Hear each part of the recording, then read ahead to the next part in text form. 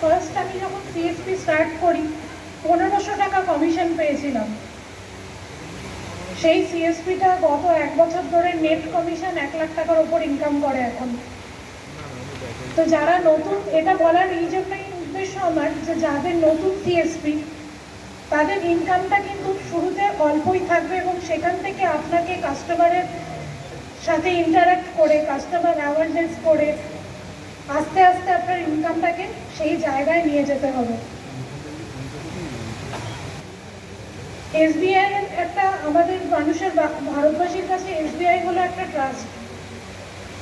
SBI account আছে, SBI কথাটার সঙ্গে একটা বিশাল ট্রাস্ট যুক্ত হয়ে আছে, বিশ্বাস, মানুষ ভরসা। এসবিআই ব্যাংক হিসাবে আমি এসবিআই আজকে কিন্তু ব্যাংক বিভিন্ন রুরাল এরিয়ায় গেলে আপনি যে কোনো প্রাইভেট ব্যাংকের নাম তো ছেড়েই দিন, অনেক সরকারি ব্যাংকের নামও কিন্তু তারা জানে না, কিন্তু মানুষ এসবিআই এর নাম জানে। সেই এসবিআই এর প্রতিনিধি হিসাবে আপনারা যখন কাজ করতে পারছেন সেই অপরচুনিটিটার সদ্ব্যবহার করুন।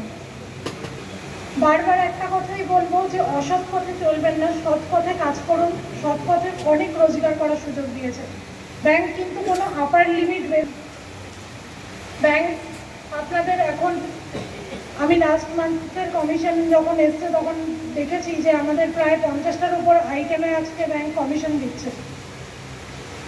ইনকামের কথা যখন স্যার বলছিলেন এর আগে, তখন দেখেছি যে